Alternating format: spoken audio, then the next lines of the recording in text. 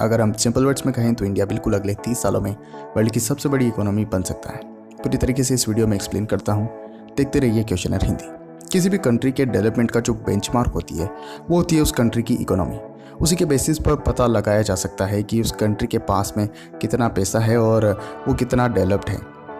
Economies दो तरह की होती हैं, जीडीपी यानी कि ग्रॉस डोमेस्टिक प्रोडक्ट और पीपीपी यानी कि प्रोडक्ट परचेसिंग पावर। ये दोनों अलग अलग तरह की इकोनॉमीज़ होती है और कई सारे जो इकोनॉमिस्ट होते हैं वो पीपीपी को प्रेफर करते हैं और कई सारे जीडीपी को करते हैं।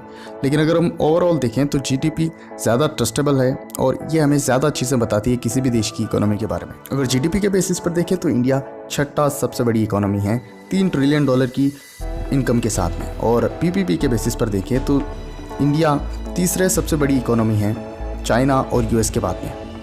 क्योंकि हमारी पॉपुलेशन इतनी ज़्यादा है तो अगर इंडियंस नॉर्मल एवरीडे चीज़ें भी खरीदते हैं और इसी वजह से इंडिया की जो पीपीपी है ये काफ़ी ज़्यादा बढ़ जाती है, क्योंकि इतनी सारी पॉपुलेशन होने के कारण नॉर्मल एवरीडे चीज़ें खरीदने से ही इकोनॉमीज़ बूम हो जाती है। कुछ सालों पहले तक इंडिया दुनिया की फास्टेस्ट ग्रोइंग इकोनॉमी था, लेकिन हमारे कुछ रिफॉर्म्स और उसके बाद में कोरोना की वजह से इकोनॉमीज़ बहुत ज़्यादा नीचे चली गई हैं।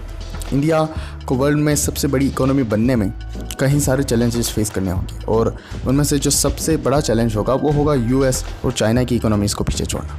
ये काफ़ी ज़्यादा बड़े देश हैं और इनकी इकोनॉमी भी काफ़ी ज़्यादा बड़ी है। कई सारे ट्रस्टेड एनालिस्ट मानते हैं कि 2030 तक इंडिया दुनिया की तीसरी सबसे बड़ी इकोनॉमी जो है बन चुका होगा। मतलब कि जर्मनी, यूके, जापान और फ्रांस जैसे देश को आराम से भारत पीछे छोड़ सकता है। लेकिन असली जो गेम होगा वो इसके बाद में चालू होगा, क्योंकि यूएस और चाइना दोनों को ही चेस करना और उसके बाद में पीछे छोड़ना इंडिया के लिए आसान तो बिल्कुल भी नहीं होगा। यूएस जिसकी इकोनॉमी अभी भी 21 ट्रिलियन से ज़्यादा है, अगर 4% की ग्रोथ रेट पर भी बढ़ता है और इंडिया जो कि 2030 तक मान लीजिए 6-7 ट्रिलियन की इकोनॉमी पर भी चला जाता है और अगर 10 या 12% पर भी ग्रो करता है तो भी हम यूएस को कभी चेज़ नहीं कर पाएंगे, उसे पकड़ करके पीछे नहीं कर पाएंगे। और अगर चाइना की बात करें तो 2030 तक चाइना की इकोनॉमी वर्ल्ड में सबसे ज़्यादा होगी और उसे पकड़ना और भी ज़्यादा मुश्किल हो जाएगा। 2020 में भी वर्ल्ड की सबसे तेज़ बढ़ने वाली इकोनॉमी है चाइनीज़ इकोनॉमी, और वो भी तब जब कोरोना की वजह से पूरे वर्ल्ड की इकोनॉमी नीचे जा रही है। चाइना की इकोनॉमी 9 ट्रिलियन की है और हर साल 8 से 9% की ग्रोथ रेट पर बढ़ रही है और बहुत ही जल्दी वो दुनिया की सबसे बड़ी इकोनॉमी बन जाएगी। और इसी के साथ साथ China belt and road initiative और ऐसे ही कई सारे प्लान्स ला करके दूसरे कंट्रीज़ को भी फाइनेंशियली कॉलोनाइज करने की फिराक में है। लेकिन इन सब झमेले के बाद में भी इंडिया को कुछ ऐसे पॉइंट्स हैं जहां पर क्लियरली अपर हैंड मिलता है चाइना के कंपैरिजन में, और इसीलिए इंडिया फ्यूचर में चाइना से भी ज़्यादा एक्सपोनेंशियल ग्रोथ दिखा सकता है और दुनिया में अगला मैन्युफैक्चरिंग हब बन सकता है। इंडिया एक डेमोक्रेटिक कंट्री है, यहाँ पर जो भी काम होते हैं वो काफ़ी सिस्टमेटिकली होते हैं, काफ़ी सारे नियम में रह करके किए जाते हैं। लाइक चाइना, जहाँ पार्टी रूल होने के कारण पार्टी अपनी इच्छा से जो चाहे वो कर सकती है, किसी भी रूल में कोई भी चेंजेस कर सकती है और दूसरी जितनी भी कंपनीज़ होती है उसके खिलाफ कुछ भी नहीं बोल सकती। साथ ही इंडिया फॉरेन कंपनीज़ के लिए काफ़ी स्टेबल भी है, यहाँ पर जितने भी टैक्सेस हैं वो भी काफ़ी कम हैं। और अगर हम कंपेयर करें दूसरे कंट्रीज़ लाइक मलेशिया, ताइवान और ऐसे देशों से, तो इंडिया काफ़ी पॉपुलर डेस्टिनेशन है। साथ ही टाइम टू टाइम अगर इंफ्रास्ट्रक्चर में भी डेवलपमेंट होगा तो उन कंपनीज़ के लिए काफ़ी आसान होगा इंडिया में आना बजाय किसी दूसरी कंट्रीज़ में जाना।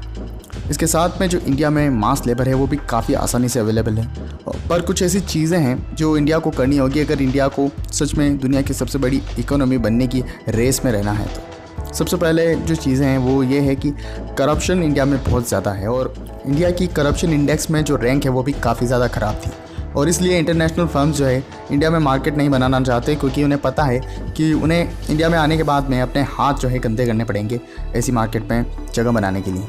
और इसके साथ में इलेक्ट्रिसिटी, स्किल्ड लेबर, वाटर की जो स्कैर्सिटी है ये भी एक बहुत बड़ी प्रॉब्लम है एक बड़े मार्केट को, एक बड़ी अर्थव्यवस्था को बनाने के लिए। तो ये सारे वो इश्यूज़ थे जिनकी वजह से इंडिया को प्रॉब्लम हो सकती है बड़ी इकोनॉमी बनने में। अगर इन सभी को हमने ओवरकम कर लिया तो इंडिया डेफिनेटली एक दिन दुनिया की सबसे बड़ी इकोनॉमी बन सकता है, और अगर नहीं किया तो बांग्लादेश और ताइवान जैसे जो कंट्रीज़ है वो भी इंडिया से आगे बढ़ जाएंगे और हम कुछ नहीं कर पाएंगे। इनकी पॉपुलेशन और एरिया दोनों ही इंडिया से कम है। चाइना ने इतने कम टाइम में इकोनॉमिक डेवलपमेंट इसीलिए दिखाया था क्योंकि वहाँ पर मैन्युफैक्चरिंग हब बन चुका था वो, और इंडिया को भी अगर डेवलपमेंट करना है तो मैन्युफैक्चरिंग सेक्टर में ही करना पड़ेगा। इसीलिए इंडिया को दूसरे देशों से जो फर्म्स आते हैं, कंपनीज आती हैं, उन्हें ओपन हार्ट से वेलकम करना चाहिए।